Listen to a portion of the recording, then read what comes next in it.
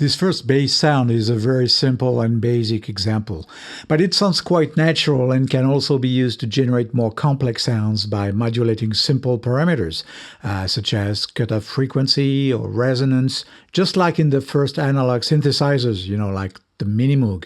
Listen.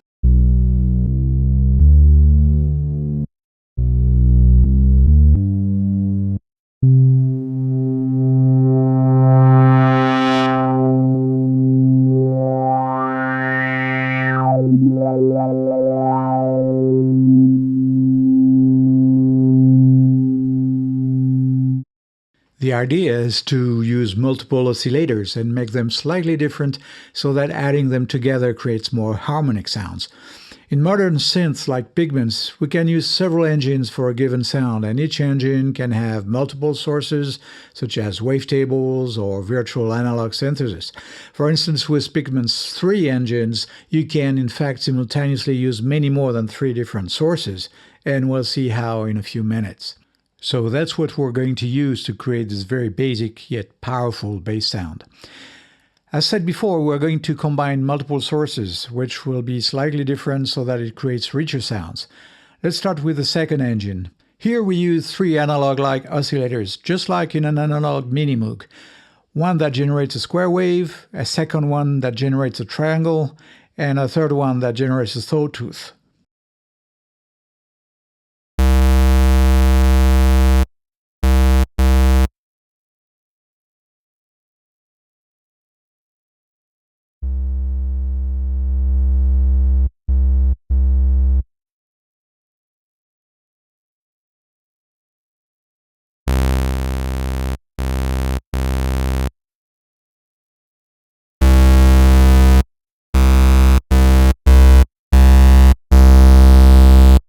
We could also slightly detune the oscillators relative to each other to create more harmonics. But instead here we will use the unison feature, where the resulting addition of the oscillators will be duplicated with a total of 5 voices, each of them being slightly detuned.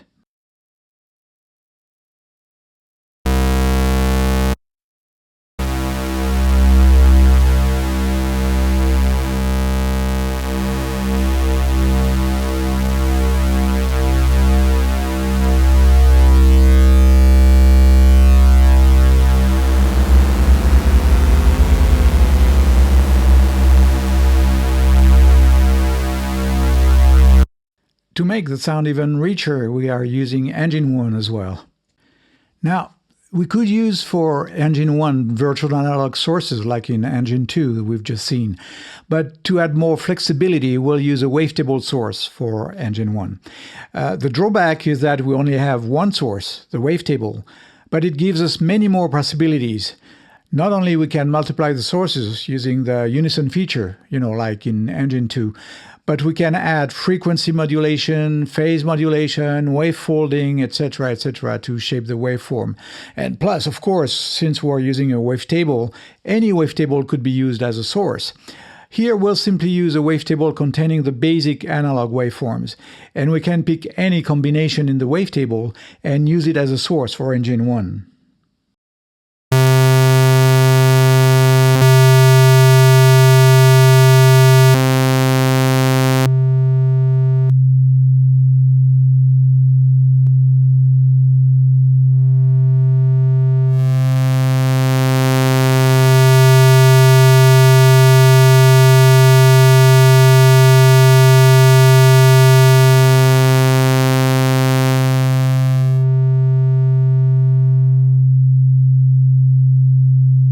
The third engine we will use, called the utility engine in Pigments, will just add a simple layer of bass to the final sound using a sawtooth waveform.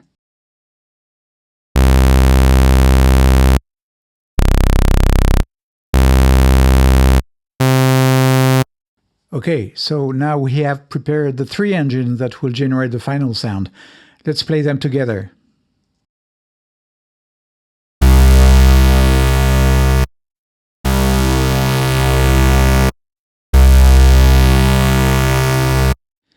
There are at least 2 very important additional steps to shape the final sound: the envelopes and the filter sections. The most used filter type, but it's certainly not the only one, is a low-pass filter, which allows to remove the highest frequencies of the sound, which is relevant every time you use a filter to remove or subtract some of the oscillator's harmonics, hence the name, subtractive synthesis.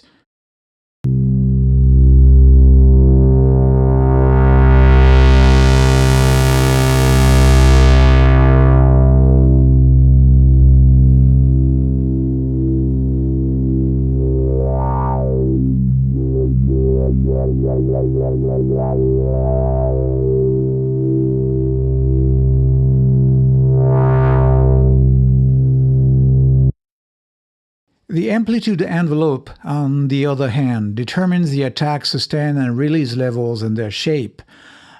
With bass sounds in particular, you have to be very careful with the attack, as it may generate clicks if it's too short, but also with the release shape in case notes overlap in non-legato mode.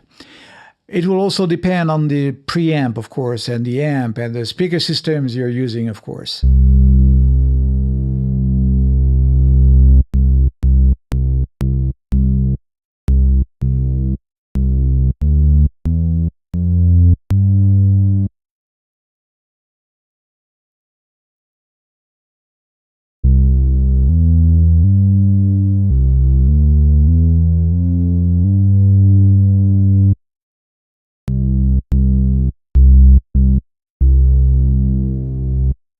A low-pass filter or dynamic EQ can help too. Just experiment with your own system. If the sustain level is constant, like here, you might as well use a legato mode, and the synthesizer will smooth things out for you. We can also use a decay to emphasize the attack of the sound and make it more percussive.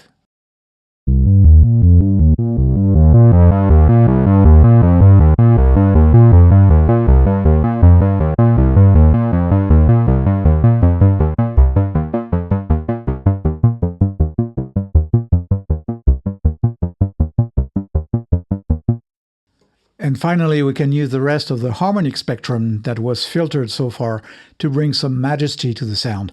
For that, we play with the cutoff frequency of the low-pass filter as well as with its resonance.